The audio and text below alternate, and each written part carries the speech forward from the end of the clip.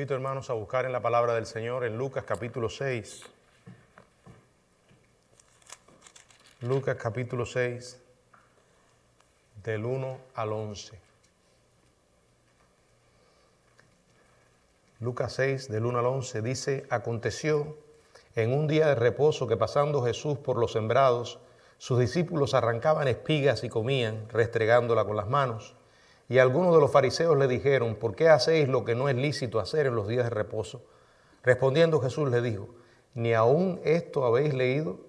Lo que hizo David cuando tuvo hambre y los que con él estaban, cómo entró en la casa de Dios y tomó los panes de la proposición, de los cuales no es lícito comer sino solo a los sacerdotes, y comió, y dio también a los que estaban con él, y les decía: el Hijo del Hombre es Señor aún del día de reposo. Aconteció también en otro día de reposo que él entró en la sinagoga y enseñaba, y estaba allí un hombre que tenía seca la mano derecha, y le acechaban los escribas y fariseos para ver si en el día de reposo lo sanaría, a fin de hallar de qué acusarle. Mas él conocía los pensamientos de ellos y dijo al hombre que tenía la mano seca: levántate y ponte en medio. Y él, levantándose, se puso en pie. Entonces les dijo: os preguntaré una cosa, ¿es lícito en día de reposo hacer bien o hacer mal, salvar la vida o quitarla? Y mirándolos a todos alrededor, dijo al hombre: extiende tu mano. Y él lo hizo así, y su mano fue restaurada. Y ellos se llenaron de furor y hablaban entre sí qué podrían hacer contra Jesús. Padre, gracias por tu palabra. En esta noche estamos aquí dispuestos, Señor, a escuchar tu voz. En tus manos nos estamos poniendo y te pedimos que nos hables, Señor. Háblanos, Padre, te lo pedimos en el nombre de Cristo. Amén. Pueden sentarse, hermanos. Continuamos con esta serie de estudios del Evangelio de Lucas. En esta noche estamos en el pasaje que nos ocupa de Lucas 6, del 1 al 11. Y el estudio lo hemos titulado Dos contrastes entre la gracia y el legalismo. Dos contrastes entre la gracia y el legalismo. Jesucristo es la encarnación de la gracia. Dice que la gracia por medio de Jesucristo vinieron. Y la muerte de Cristo en la cruz es una exposición de esa gracia maravillosa de Dios para con nosotros. No solamente, como he dicho, hemos sido salvos por gracia, seguimos andando por gracia.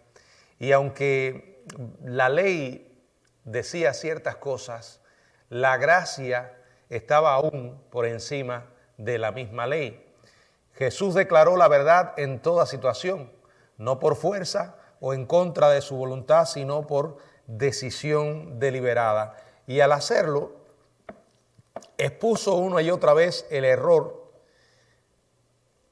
tanto en quienes la enseñaban como en quienes se pudieron haber sentido atraídos hacia esta enseñanza marcada por un énfasis en lo externo, en los esfuerzos humanos, en la apariencia, algo que caracterizó la vida de los escribas y de los fariseos y marcaba la falsa religión.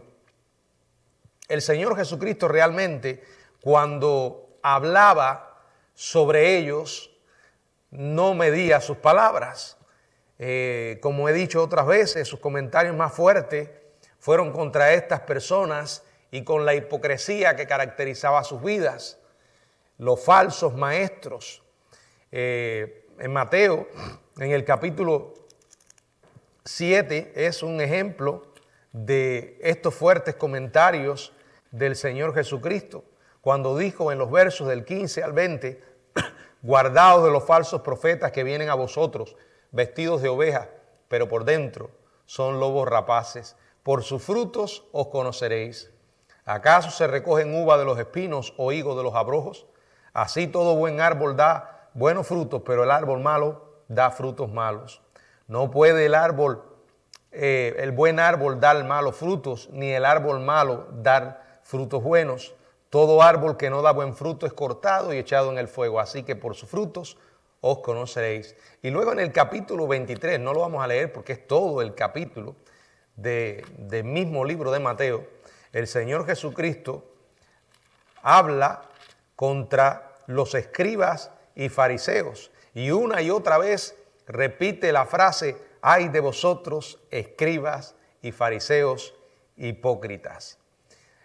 La valiente predicación del Señor no era compatible con la religión judía de su época. Su mensaje era un mensaje de amor, un mensaje de gracia. No significa que no dijera la verdad o que cerrara los ojos ante el pecado humano. Significaba que a aquellos que no merecían absolutamente nada, el Señor por misericordia les invitaba al arrepentimiento y a la fe. Eso es exactamente lo que hizo con nosotros. No estamos aquí porque en manera alguna nosotros hubiésemos merecido el favor de Dios. Eso es lo que significa la palabra gracia. Gracia. En el núcleo del conflicto que Jesús tuvo con los escribas y fariseos estaba específicamente el tema del día de reposo. Gran parte del intento de ganar por medio de las buenas obras el favor de Dios se enfocaba específicamente en las regulaciones con las que habían cargado el día de reposo. Dios creó el mundo en 6 días y reposó el séptimo. Luego el Señor, cuando establece la ley a Israel, específicamente los 10 mandamientos, habla del sábado. Y entonces le establece a los judíos que esto era una señal entre ellos y Dios. Pero los fariseos, los escribas, llevaron esto al extremo y cargaron la observancia de este día con muchas regulaciones. Y por eso cada vez que tenían una oportunidad, trataban de atacar a Jesús porque consideraban de que Él no guardaba el día de reposo.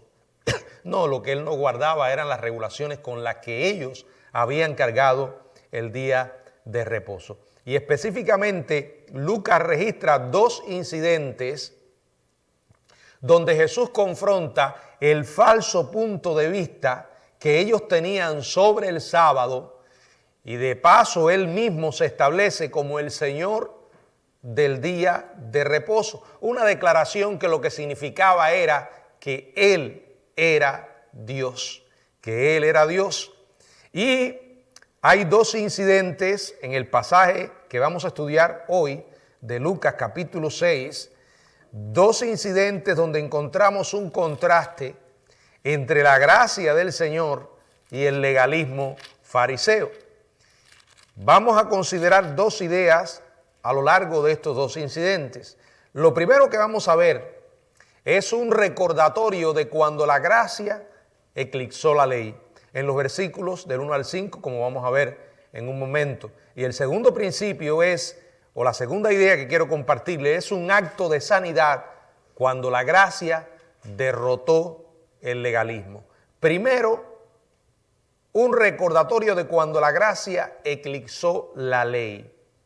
Dice la Biblia: aconteció que un día de reposo, que pasando Jesús por los sembrados, sus discípulos arrancaban espigas y comían, restregándola con las manos. Y algunos de los fariseos le dijeron: ¿por qué hacéis lo que no es lícito hacer en los días de reposo? Respondiendo Jesús les dijo: ¿ni aún esto habéis leído? Lo que hizo David cuando tuvo hambre, él y los que con él estaban. Cómo entró en la casa de Dios y tomó los panes de la proposición, de los cuales no es lícito comer sino solo a los sacerdotes, y comió y dio también a los que estaban con él, y les decía: el Hijo del Hombre es Señor aún del día de reposo. Bueno, el día de reposo fue originalmente, como ya lo mencioné, dado por Dios en la ley mosaica. No antes, no hay evidencia de que antes de la ley se guardara el sábado. Debía ser un día de descanso. La palabra hebrea que algunas versiones traducen para sábado viene de un verbo que significa cesar, desistir o descansar. Era un tiempo dedicado al refrigerio y a la adoración de su pueblo. Vamos a leer específicamente cómo aparece presentado en Éxodo capítulo 20 del 8 al 11. Si alguien puede leerlo, me ayuda por favor.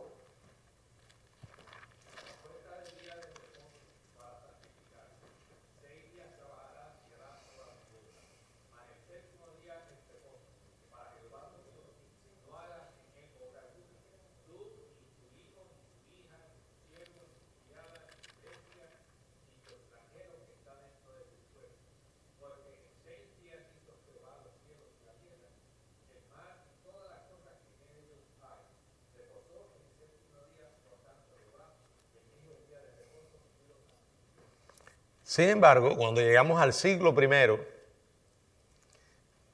esta ley, este mandato del Señor, había sido cargado con una gran cantidad de restricciones y regulaciones extrabíblicas, hasta el punto de que se había convertido en un día de la semana opresivo y agobiante.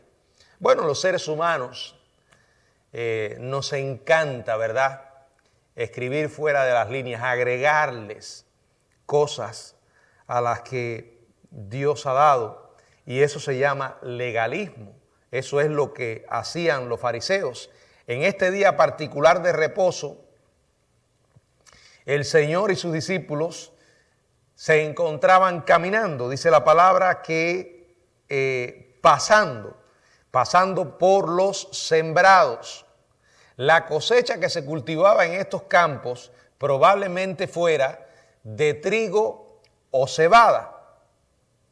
Mientras ellos caminaban a lo largo de los senderos, entre las hileras de grano, los discípulos sintieron hambre, me imagino, arrancaban espigas y comenzaron a comerla, restregándola con las manos.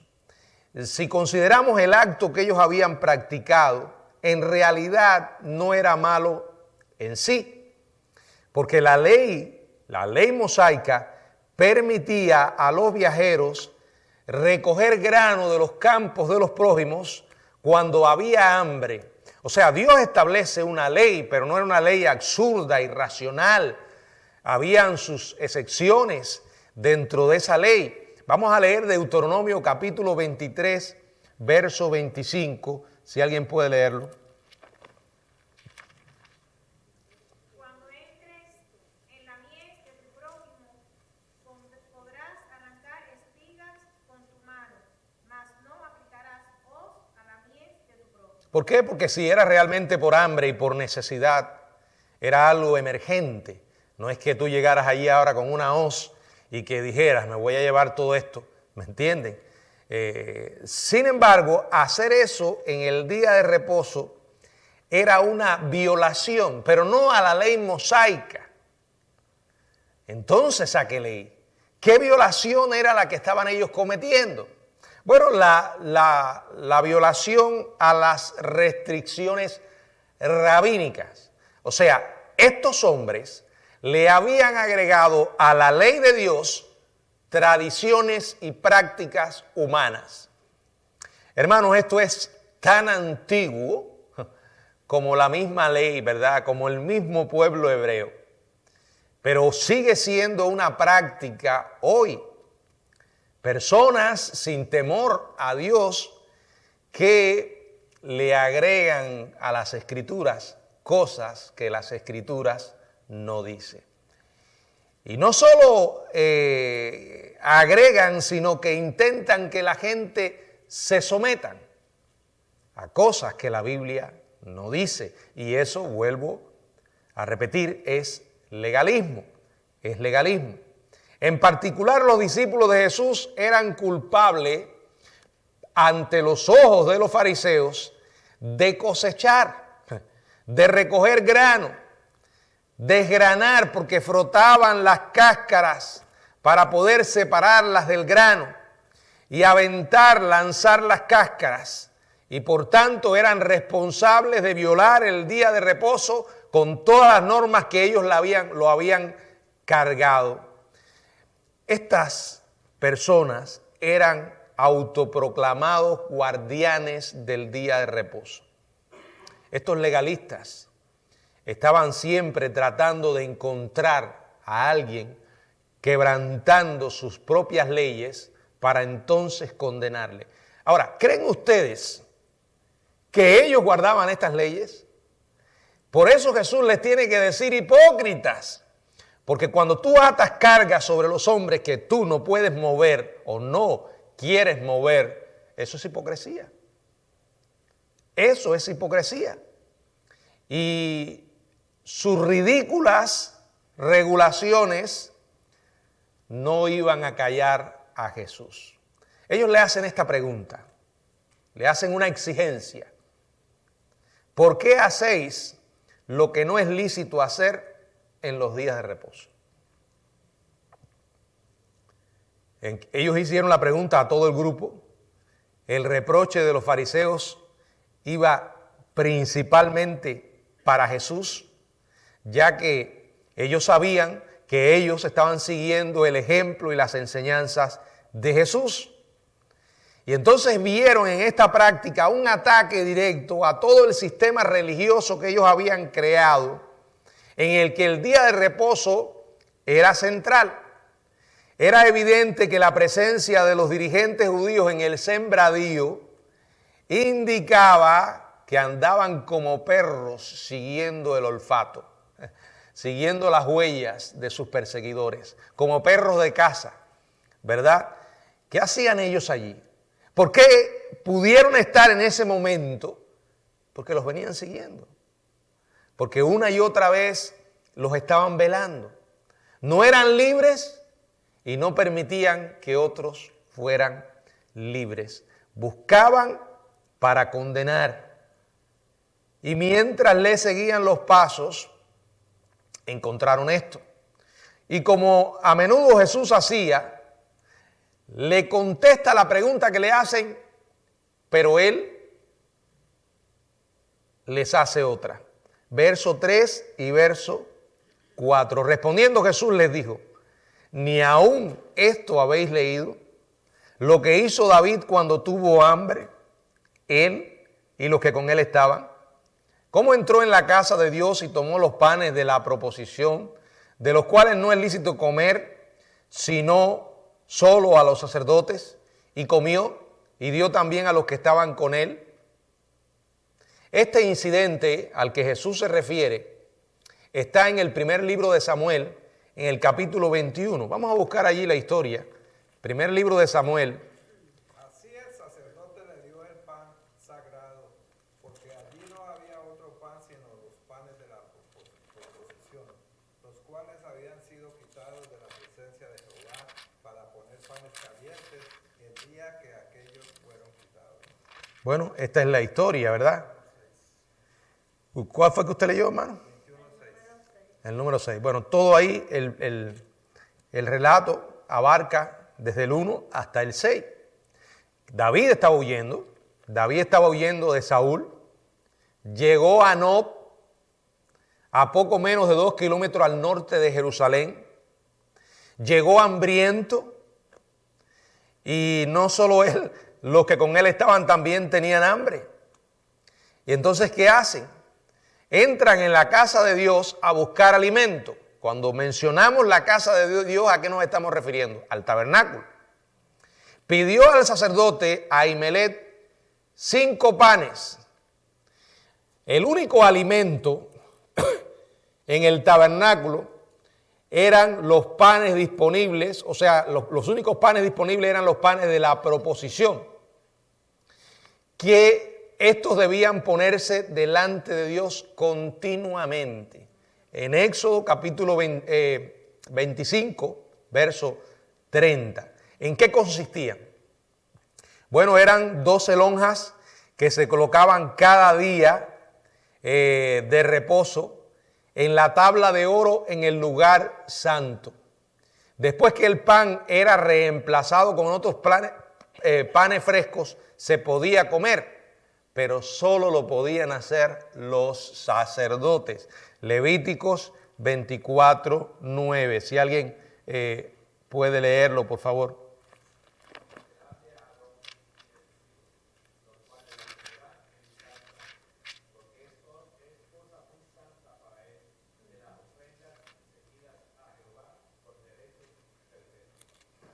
Bueno, Ahimelech estuvo dispuesto a dar un poco de los panes consagrados a David y a sus hombres.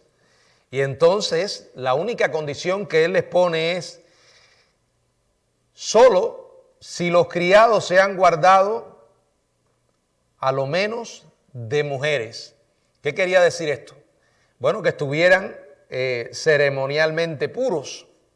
Después que David le aseguró que ellos habían hecho eso, Entonces Ahimelech le da los panes y ellos comen. Fíjense, había una regla, había una ley, Dios la había establecido, pero sucedió algo. Habían hombres hambrientos que llegaron a ese lugar con hambre. Y cómo este sacerdote obra, extendiéndole gracia a esas personas. Por cierto, esto tuvo la aprobación de Dios. ¿Y por qué lo sabemos? Porque Jesús lo trae ahora como un recordatorio. Y en ninguna parte dice que Jesús o que Dios condenó al sacerdote por haber hecho esto. Entonces Jesús confunde e indigna a los fariseos al declarar en el verso 5, Lucas 6:5, si alguien puede leerlo. Y les decía, el Hijo del Hombre es Señor aún del día de reposo. Bueno, aquel que estaba hablando con ellos era Dios mismo. ¿Cómo esta gente ignorante, enceguecida, endurecida, había llegado tan lejos a atreverse a cuestionar la autoridad del propio Dios? Claro, ellos no le reconocían como Dios, pero el hecho de que ellos no lo reconocieran no iba a cambiar la realidad de que Jesús es Dios y que Él era el Señor del día de reposo. Él es el intérprete de la voluntad, Él es el intérprete de la ley, Él es el intérprete del mensaje de Dios. Y ya que aquel día fue establecido por Dios, como hemos visto, Él tenía como Dios toda la autoridad, todo el poder de hacer en ese día lo que considerara mejor. Aquí Jesús está declarando sin lugar a dudas que Él era Dios mismo. Si comparamos este pasaje con Juan capítulo 5, en el verso del 9 al 17, el Señor vuelve otra vez a ser cuestionado por haber quebrantado el día de reposo. Observen que esto no pasó solo una vez, sucedió varias veces. Y podemos llegar a la conclusión, bueno, surge la pregunta, ¿realmente Jesús no guardaba el día de reposo? Claro que sí. Él como judío siempre guardó el día de reposo. De hecho, aprovechaba para ir a la sinagoga. Lo que Jesús jamás aceptó era guardar aquellas prácticas humanas con las que habían cargado a otros en la práctica del día de reposo. Y cuando vuelve a ser confrontado, Él responde. Vamos a ver allí en Juan 5:17, si alguien puede leerlo. Y Jesús les respondió, mi Padre hasta ahora trabaja y yo trabajo. Aquí declara otra vez una total igualdad entre Él y el Padre. Y declara además que Él es el soberano sobre el día de reposo. Entendamos que el día de reposo fue establecido para que los hombres descansaran y dedicaran a Dios ese día, específicamente como una señal. Cuando usted lee Éxodo 20, allí se enfatiza claramente que era una señal entre Israel y Dios. Luego llegamos al Nuevo Testamento y sabemos que los 10 mandamientos se vuelven a repetir, excepto 9. 9 se repiten, excepto 1, que no se repite en el Nuevo Testamento por cuanto nosotros no somos judíos, que es el sábado. Sin embargo, la iglesia primitiva comenzó a dedicar el domingo como día de adoración. Aún así, se mantiene el principio de que Dios hizo el mundo en 6 días y descansó 1. El ser humano necesita descansar y por eso el día domingo es dedicado a la adoración, especialmente a Dios.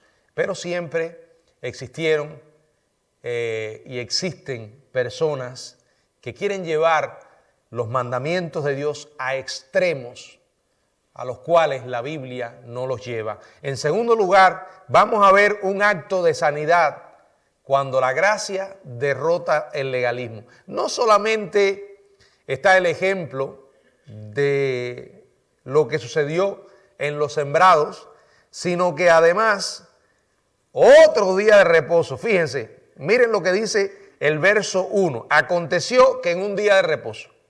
Luego llegamos al verso 6. Aconteció también en otro día de reposo. Ahí estaban otra vez los perros cazadores. Otro día de reposo. Que Jesús vuelve a confrontar a los fariseos con el tema. Lucas no especifica cuándo se llevó a cabo este incidente. Ni tampoco dice dónde estaba esta sinagoga. Es probable que estuviera en Capernaum. Sin embargo, Mateo, Marcos y Lucas lo ubican inmediatamente después de lo que ocurrió en los sembrados. Y esto nos hace pensar que sucedió poco tiempo después. Tal vez el siguiente día de reposo. Y en consonancia con lo que Jesús estilaba en su ministerio, que era aprovechar las oportunidades para enseñar donde quiera que estuviera, llega a la sinagoga y dice la Biblia, y enseñaba. El contenido de su mensaje no lo dice, pero no podemos, como se dice, dudar de que lo que estaba enseñando era el Evangelio. Que dice Lucas 3:18, si alguien puede leerlo.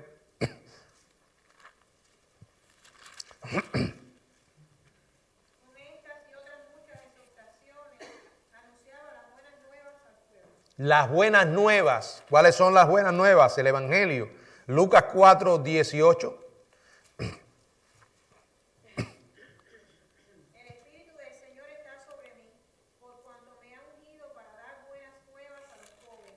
Me ha enviado a sanar a los quebrantados de corazón y a pregonar libertad a los cautivos y vista a los ciegos, a poner en libertad a los oprimidos. Y en Lucas 7:22 dice, y respondiendo Jesús le dijo, id y haced saber a Juan lo que habéis visto y oído. Los ciegos ven, los cojos andan, los leprosos son limpiados, los sordos oyen, los muertos son resucitados y a los pobres es anunciado el Evangelio. Bueno, una y otra vez encontramos en los Evangelios y en el mismo Lucas cómo Jesús aprovechaba las oportunidades para enseñar el Evangelio, las buenas nuevas, dar el mensaje de salvación, y para eso aprovechaba todas las oportunidades. Ahora, ese día de reposo, independientemente de la multitud que acompañaba a Jesús o que estaba allí escuchando aquello, dice que había un hombre que tenía seca la mano derecha. Es interesante cómo se refiere Lucas al problema de este hombre. Recuerden que Lucas era médico, y aquí ofrece el detalle médico. Dice que el hombre tenía la mano seca y dice además que era la mano derecha. ¿Qué quiere decir seca? Que tenía la mano atrofiada a causa de una probable parálisis. El hombre fue objeto principal de atención de Jesús. Y su acto de sanidad, aparte de ser un acto de compasión, de misericordia para con este hombre, fue un ataque directo otra vez a los legalistas. Jesús no iba a jugar sus propios juegos. No iba a dejar que lo enmarcaran en sus reglas. Y nuevamente los desafía. Dice, y le acechaban los escribas y los fariseos para ver si en el día de reposo lo sanaría. ¿Para qué? Para hallar algo de qué acusarle. O sea, estarían allí esperando la oportunidad. Dice la Biblia, acechaban. Acechaban se traduce de una forma de un verbo griego que significa observar cuidadosamente. O sea, ellos no estaban atendiendo lo que Jesús estaba enseñando. Ellos no tenían oídos ni ojos para ver las maravillas que Jesús hacía, ni el glorioso mensaje que estaba proclamando. Ellos estaban realmente lejos de Dios. Y lo único que les importaba, ¿qué era? Condenarle. Hermano, esa sigue siendo la misma actitud de mucha gente endurecida espiritualmente, que pueden ir a una iglesia por años y sin embargo el poderoso mensaje de Dios no obra en sus vidas. No porque no sea poderoso, sino porque ellos no están dispuestos a arrepentirse y a creer. Gentes que pueden estar en una iglesia por años y sin embargo jamás haber nacido de nuevo. Conocen la letra, pero no el espíritu. Puede que se sepan claramente lo que dice la ley, pero no la obedecen ellos. Es más, la interpretan a su manera. Allí estaban, imagínense, ellos estaban en el mismo lugar donde estaba Jesús predicando el mensaje que tantas veces había predicado, ofreciéndole una oportunidad de esperanza y salvación a aquella gente que no lo tenía. Pero allí estaban ellos, acechándoles, esperando por una oportunidad. ¿Cuánta gente hoy ha perdido la capacidad a veces dentro de las iglesias para ver las cosas más importantes? Porque sus miradas están acechando a ver quién quebranta la ley. Los escribas y fariseos no eran observadores neutrales, eran espías. La intención que tenían de estar en ese lugar no era buscar de Dios, no era adorar a Dios, no era conocerle más. Dice claramente la Biblia que aquella gente estaba allí ¿para qué? Para ver si en el día de reposo lo sanaría, a fin de hallar de qué acusarle. Jesús es Dios. Y si usted quiere saber lo que Dios piensa de la hipocresía religiosa, estudie pasajes como estos. Jesús nos está revelando la actitud de Dios frente a la hipocresía de mucha gente que dice conocer a Dios, pero con sus hechos le niegan. Irónicamente, estos tipos que se habían autonombrado guardianes del sistema del día de reposo, no querían impedir que Jesús rompiera las reglas para tener. Es más, ellos lo que querían era que Jesús efectuara una curación, pero no para beneficio del enfermo. Eso a ellos no les importaba. ¿Qué era lo que querían? Verlo quebrantar sus mandatos. Curiosamente, nunca a lo largo de todo el ministerio de Cristo, ellos dudaron de la capacidad que Él tenía para sanar. Yo quiero que me sigan en esto para que entiendan. O sea, ellos no dudaron de que Él pudiera sanar. Lo que también demostraba su capacidad para perdonar pecados, como ya les había dicho. Pero el razonamiento en sus corazones pecadores, orgullosos, obstinados, era que si Jesús realmente curaba, la consecuencia sería que ellos podrían acusarlo de no guardar el día de reposo. Yo quiero que volvamos sobre la idea para que entiendan. Porque uno podría llegar a pensar, bueno, es que ellos no creían que Él era Dios. Pero, ¿por qué no creían? ¿Porque no tuvieran evidencias? No. Porque no querían creer que Él era Dios. No podían argumentar ignorancia, desconocimiento. Ellos habían sido testigos de primera mano del poder, repito, de Él para curar. Y en consecuencia de la autoridad que tenía para perdonar pecado.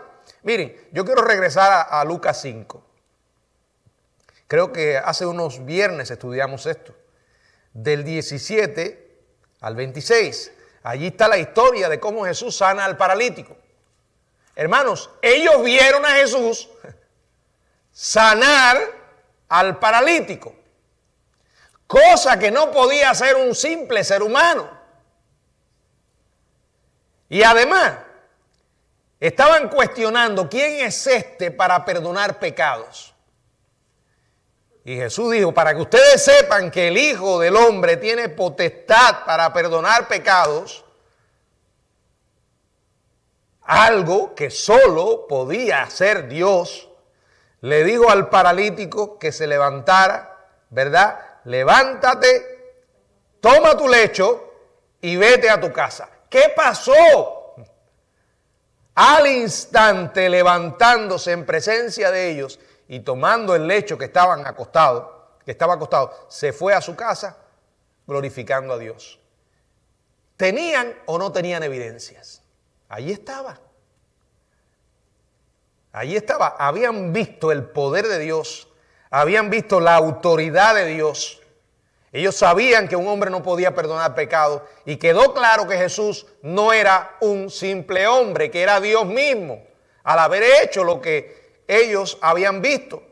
Sin embargo, se perdieron.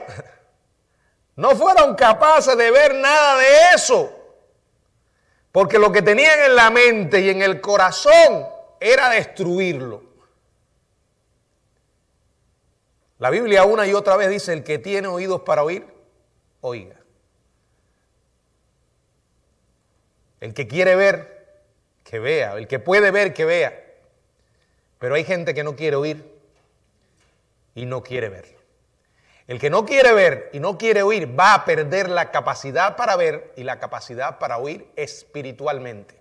Por eso te encuentras personas que han estado expuestos al Evangelio una y otra vez.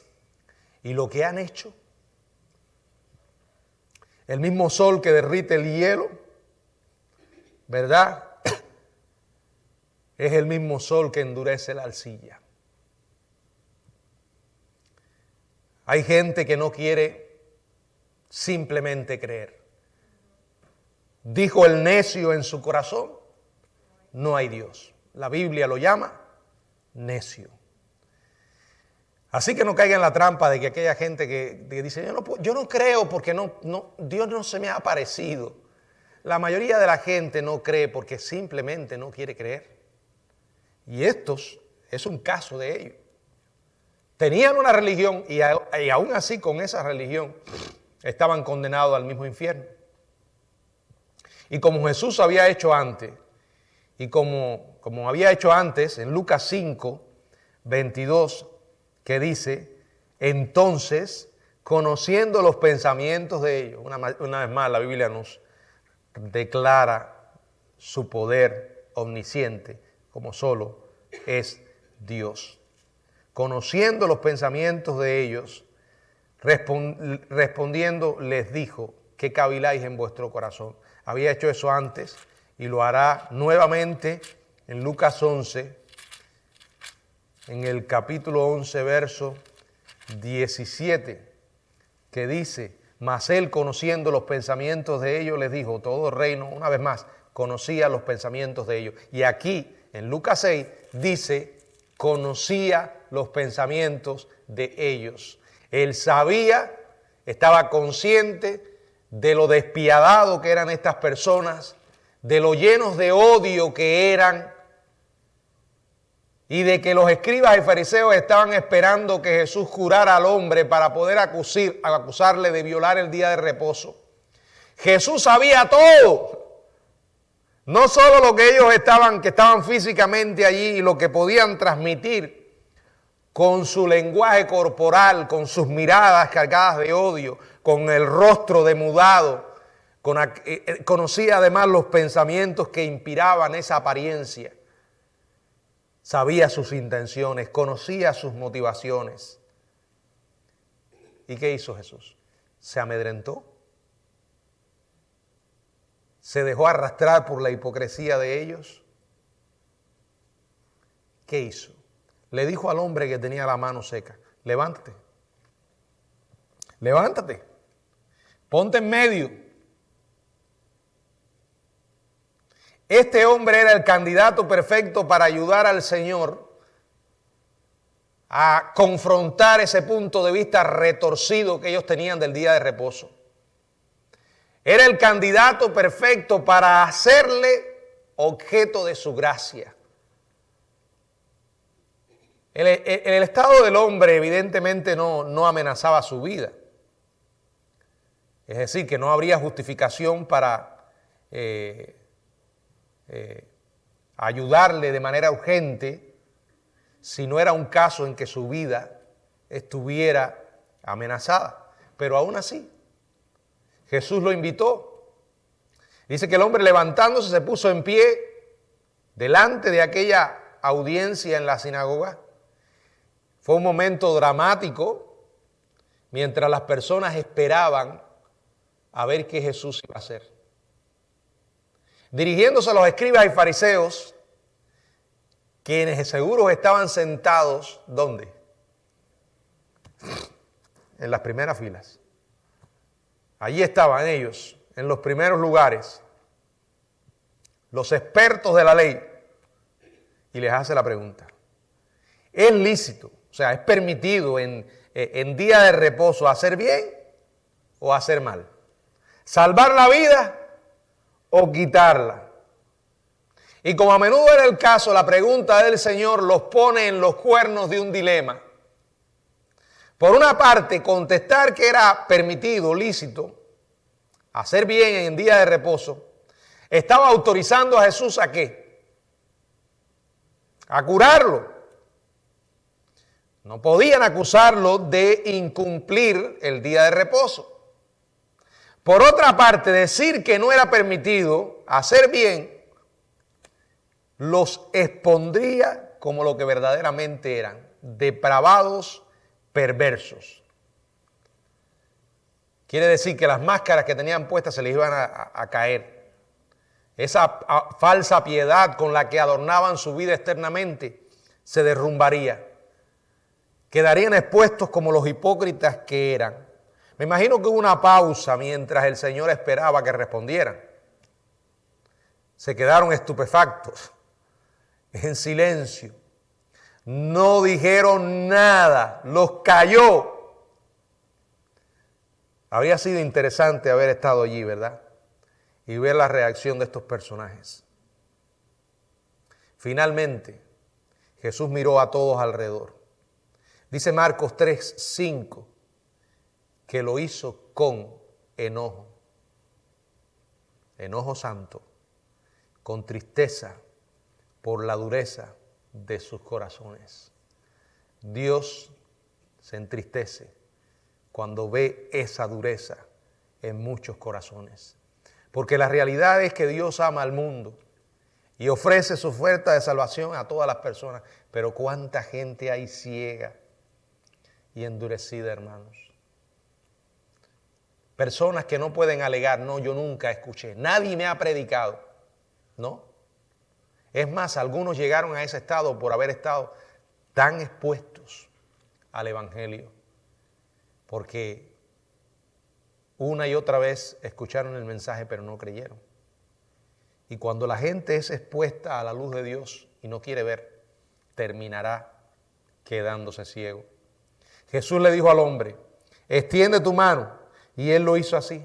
Y dice la palabra: y su mano fue restaurada. Jesús deliberadamente quebrantó las restricciones que ellos le habían puesto al día de reposo. Y tras ver este milagro, ¿cuál debía haber sido su reacción? Bueno, lo que debíamos haber encontrado en el siguiente versículo era algo como esto, ¿verdad?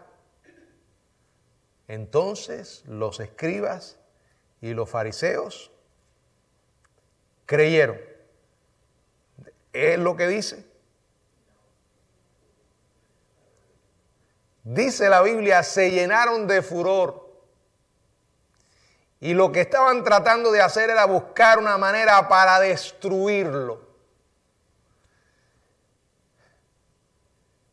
La maldad humana no ha cambiado mucho desde entonces. Estos dos incidentes, con estos dos principios que les he estado compartiendo, el primero, ese recordatorio de lo que sucedió con David, un recordatorio de cuando la gracia eclipsó la ley. El sacerdote Ahimelech le otorgó gracia a David y a sus hombres que tenían hambre. Nuestro Dios es un Dios de amor y compasión, y Él entiende. En segundo lugar, un acto de sanidad cuando la gracia derrotó al legalismo. Un acto de sanidad ejecutado por el propio Jesucristo. Y esto revela un gran contraste, hermano, entre Jesús y los religiosos. Entre la verdad de Dios y la falsa religión. Entre la verdad divina y la tradición humana.